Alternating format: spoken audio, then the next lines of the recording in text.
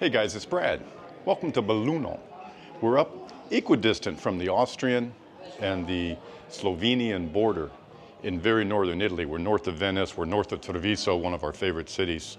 And we're up here to meet one of our subscribers, one of your fellow subscriber friends. His name's Tom, American, and he bought part of a palace here. And we're going to be touring the palace today, and we're also going to be looking at a couple apartments that are in the palace. They've all been redone, that are available. So I think it'll be pretty interesting. This town is about 35,000 people. It is incredibly clean. The architecture is a mix of some Italian and more like you would expect going almost into Austria. Kind of has that more Northern European feel. There's a big hospital here, I'll put some video of it right here. And all the big stores, everything that you would need. So I think that Tom picked a really neat place. So we're excited to go over and see him. Let's get over and meet Tom. And remember, as always, please thank these people in the comments. They don't have to let them into their homes and into their lives and tell their story. They're doing it to pay it forward for the channel. All right, let's get going. When I say this building is old, I mean, this is pretty old, getting upwards of 400 years since that was inscribed. And there's a whole lot of great stuff in this apartment. Hey, baby. Hi, guys. Very neat place. All right, let's just get in here. Look at the detailing on this place. Hey. Hey. It's Hello. Tom. Welcome. Avanti, avanti. Prego. Everybody, this is Tom. And of course, you know Olivia, my beautiful wife. And Tom has been nice enough to invite us in. So thank you very much. Thank you. My pleasure. Everyone is going to comment and say how much they appreciate this, especially after they see your place. I've already seen it, and I know how phenomenal it is. It really is a beautiful place. So let me get out of the way. And before I start peppering you with questions about what it was like getting your citizenship, you're an American, but you got your Italian citizenship and all that kind of stuff. That's right. Can we see your beautiful place? Absolutely. Where do you want to start? Here? Yeah, this is perfect. Okay. So I imagine this is a combination soggiorno, salotto, dining area here, sort of, gathering, sitting area over here. Really love all the beams that there are throughout this entire apartment. It's an old apartment. I don't know if you gave subscribers a little bit of backstory, but I think the foundations date from the 11th century with stages of construction and decomposition and then the final restoration throughout those centuries to what we have now. Loaded with tons of historical detail. As you can see, these are all markings and graffiti and signs and scribblings and calculations done by the people who worked here. These were the administrative offices of a kind of way station that was used by rafters who would float logs bound together to form a raft from the mountains above Belluno, so near Cortina d'Ampezzo and further north, down the Piave River to here, where they would gather supplies to continue their voyage down to Venice. Wow. Yeah, so all the foundations of Venice are, as you know, built on tree trunks that were pounded down into the soil underwater.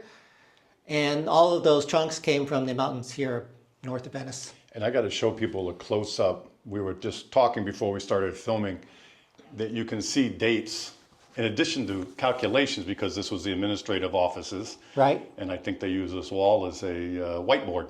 Sure. I think, yeah, great description. Yeah, it's just, it looks like signatures, it looks like calculations, and of course you can see dates on it.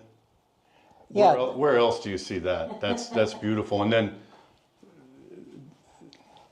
a tribute to Mary and the baby Jesus, which of course is a very popular image throughout Italy, absolutely central to the culture.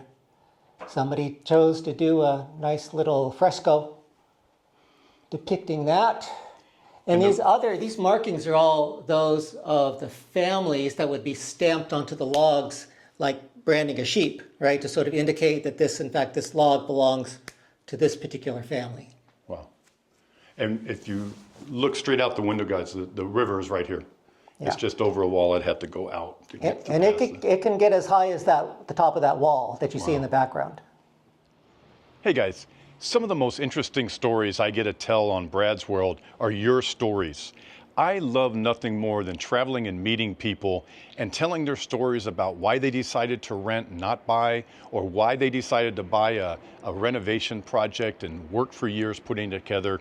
All these sorts of stories are super helpful. It really brings to life what a lot of people are trying to do, and it's your way that you can pay it forward, just like I do with my channel.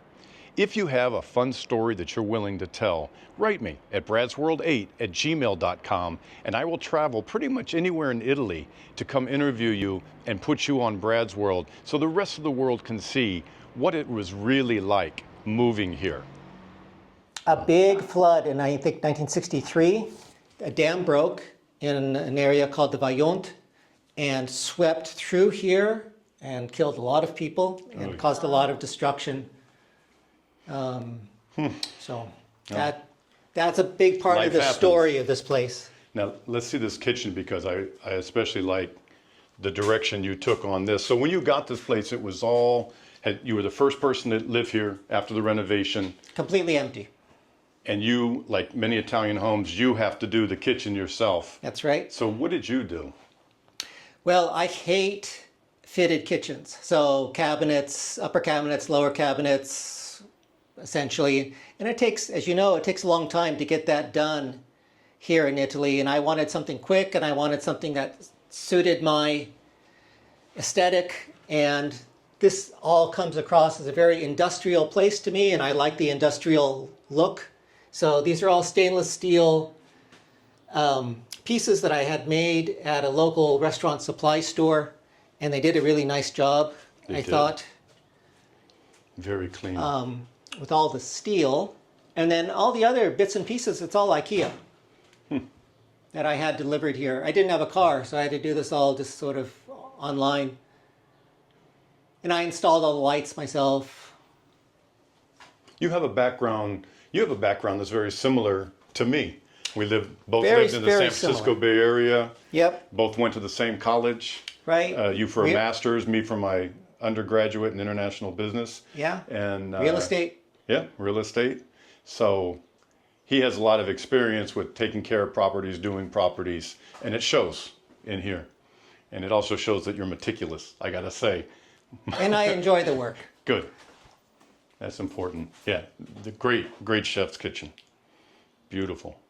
So we have nice living room, historical living room, beautiful kitchen area, and we still have 3 bedrooms and 2 baths. Correct.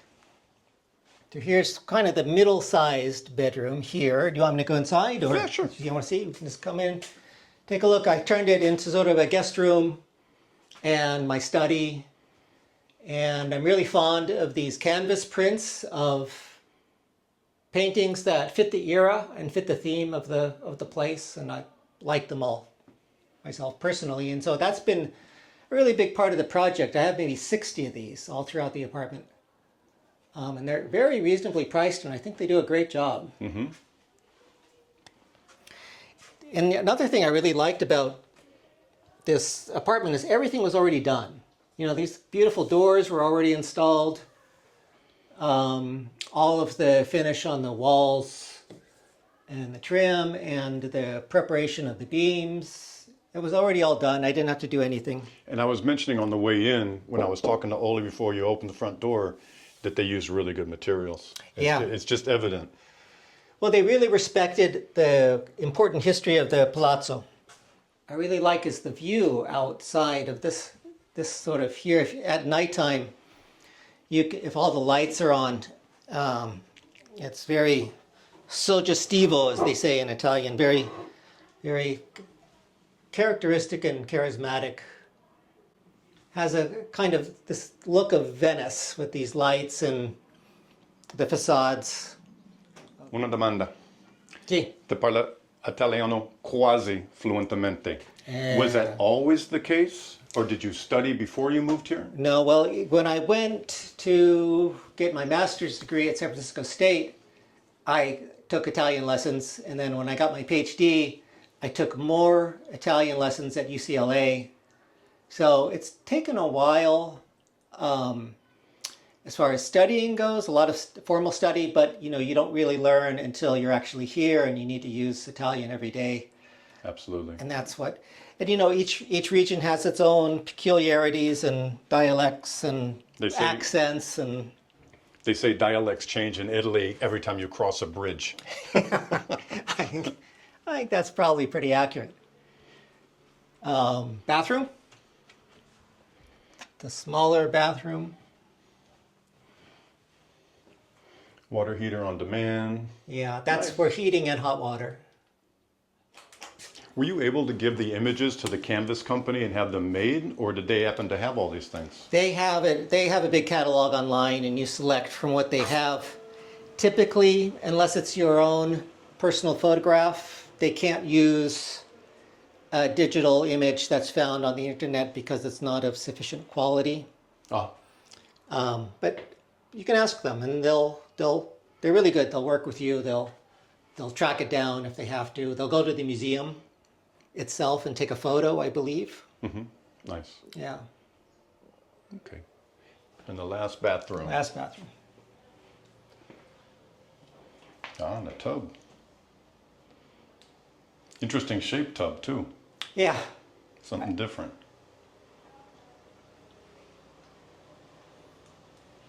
I think they did just a really, really nice job of everything. They did.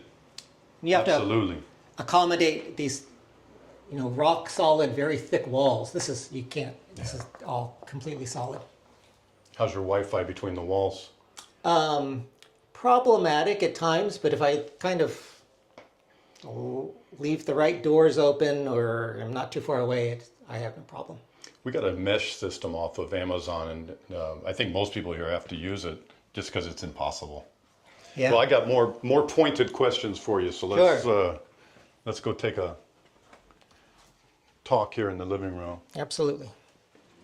Well, Tom, I can't tell you thanks enough, and on behalf of everybody, thank you so much.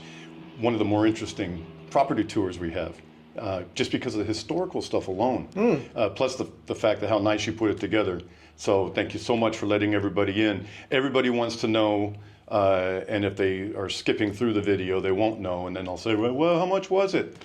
Can I ask, and thank you so much if you tell me, how much was this apartment? 270,000. 270,000 euros. And it's about 130-ish square meters, 1,400 square foot apartment. And you have a cantina. We're not going to show the cantina, but you have a cantina elsewhere in the building. Right, just below. Yeah. So lots of space and beautifully done. Yeah, thank you. Yeah. I'm really happy with it. I hope so, because it's really nice. The views out each window are great. You are here now as an Italian citizen. A lot of people are interested in doing that. How hard was it for you, without going into trauma talking about it? I'm just kidding, but how hard was it to get your citizenship done? It's hard. You need help. You need professional help. You need probably the assistance of an attorney on the Italian side. maybe also on the American side. Pretty hard to do it by yourself. It depends on how complicated gathering the documents is. That's the hardest part. And it's not necessarily that it's difficult, but it takes a long time and it can be quite complicated, and you need to interact with the administrative and bureaucratic systems here to understand their requirements and their requested changes, if any, to the documents that you have. So it's involved. It takes months, years even, depending on your individual circumstances. Are you glad you went ahead and did that instead of like Olivia and I did, just getting residency? You know, sort of for cultural and spiritual reasons, I love the fact that I'm an Italian citizen and that I have a passport and that my birth certificate is now an official part of the archives of Belluno. But I think in practical terms, I don't think I'm ever going to use that Italian passport. I don't need it. I can travel throughout Europe or the rest of the world with either my residency card, my ID card, my carta di identità, or my American passport. So in practical terms, you know, it's a funny thing. There are a lot of people online, and I still follow the sort of Italian citizenship discourse online on YouTube, who are very upset that the law changed and it's now more difficult for them to get Italian citizenship. And I always say, look, if you want to live in Italy, there are so many ways to do it now. There are more ways to do it now than there ever have been before. And I think you can find a way to do it. And there are much simpler ways to do it. If what you want is to live in Italy either part-time or full-time, to just do that without having to go the citizenship route. Right.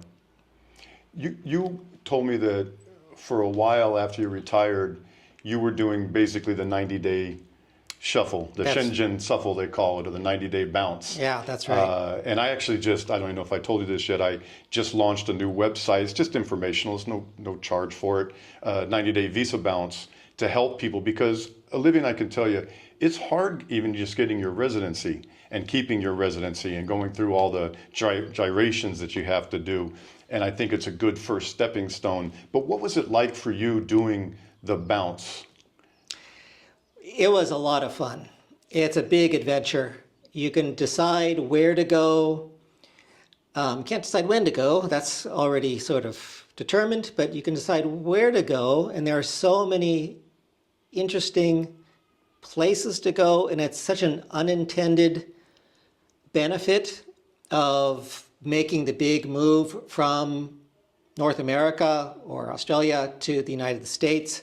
It was really, probably because of the kind of accidental nature of it all, it was a really big part of the experience, and I loved it. It's difficult at times, but with Airbnb and with the internet and cheap airfare, it's quite easy to do. Was it exorbitantly expensive to do, or were you able to do it on a reasonable? Some places can be quite expensive. I spent a month in Scotland. That was probably the most expensive place I stayed, and that was, but well worth it. It was beautiful, and I had never been to that particular part of Scotland before, or if I had been to Scotland before, it had been a long time ago, so it was a really nice place to revisit. But most places in Eastern Europe, for example, are quite cheap, and the quality of life is quite good. And so you can do it. If you want to do it very economically, you can, because travel within Europe is quite reasonable. Yeah, I have Romania's on the website, Moldova, which is maybe pushing a little bit, but that's pretty, I think it's the poorest country in Europe, Moldova. Right.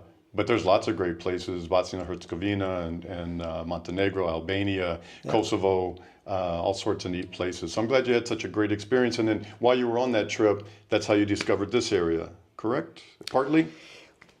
Yeah, I can't remember what I did exactly, but I moved from the deep south. It might have been Pantelleria or Puglia, into the middle. I believe I was in Kona because I wanted to see the south, I wanted to see the middle, and then I wanted to see the north. And after Ancona, I took a place in Falcade, which is a small mountain town about an hour north of here. Beautiful, rustic, Dolomites, fresh air, skiing, all the things that you would want. But a little light on services. And the woman that I took my Airbnb from told me that you should come down to Belluno instead, or go down to Belluno instead, because it's much more easy to live here. There's services, doctors, dentists, groceries that are priced reasonably, good selection, things to do at night and that sort of thing. So I came down here and I found this place, and here I am. Yeah, and you did great. Sounds to me, knock on wood, and there's tons of it around here to knock on. It sounds to me like everything worked out extraordinarily well for you. So on behalf of everybody, thank you so much. We appreciate it. Thank you. If you have a good story, it may not be this good, but if you have a good story to tell, whether you're renting or you bought a place, even if you've been over here and you're thinking about moving to Italy, it helps people. So pay it forward. Contact me, bradsworld8@gmail.com. And I'm happy to travel like we did here. Olivia and I love getting around the country, and we had never been here before, and we get to see a lot of places just because we come and meet people like this, and we're happy to take a day and come up and meet you, see your town, and tell your story and help people, because it's not as easy as jumping on a plane and just moving here. There's a lot that goes into it, so it's nice to hear other people's story. We will see you guys soon on Brad's World. You want to say ciao? Ciao a tutti. Ciao, guys. We'll see you soon on Brad's World. So if you want to be Tom's neighbor upstairs, hey, baby doll. Ciao, guys. Look at this. Look at this place. If you want to live in something that is like a museum, this place is beautiful. Now, the lights aren't on as always. So it's gorgeous. Yeah, it is love gorgeous. It. They do this with the frescoes. When they want to stucco over them, they chip them so that the stucco sticks better, but they restored a lot of this. Oldie wanted to show you her new kitchen. Look at this kitchen. I will do a nice island in here. Yeah. Oh wow, it has a little balcony. Awesome.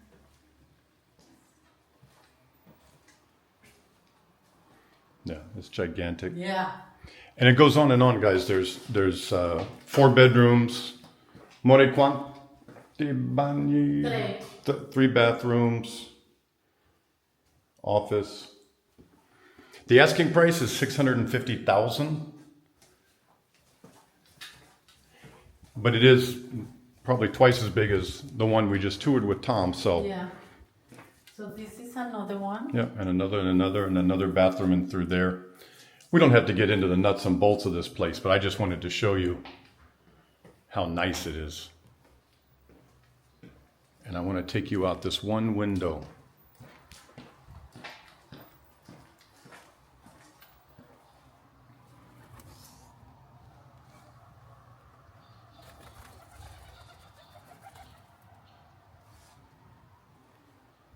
I think we have one more to go see, babe. No? Okay, let's go. All right, guys. So if you want to be Tom's next door neighbor, this one is about the size of his. Its setup is different. Yes, it is. Hello. Hello. Very interesting ceiling. I know. Different, huh? Yes. So this is kitchen and living room, but it's gigantic. Babe, can you go to the far corner? Yes. Yeah. It's big. Big. Yeah. So very nice. And then it's a 2-bedroom. And here's one of the bathrooms. Again, the lights aren't on.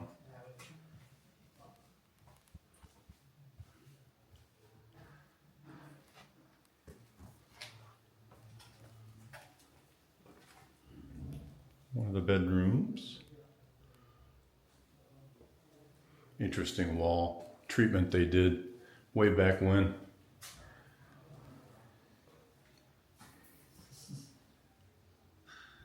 And the nice part about this one is it has a huge deck. Gosh, sorry it's blown out. I have my low light camera on.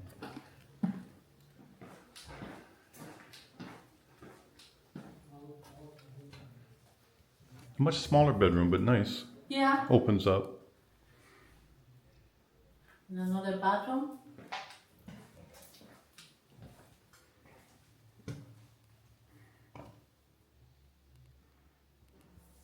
So I'm going to put the information here for the real estate agents. It's a father and son team. They're nice guys, and they'll take good care of you if you are interested in looking at something in Belluno. They have a lot of listings here. It's very reasonable here, I think, compared to everywhere else. So I hope you like this little bit of add-on video. Again, don't forget about Tom in comments. It was nice of him to go out of his way to invite us up here and stuff. So we will see you guys soon. Ciao guys, see you soon.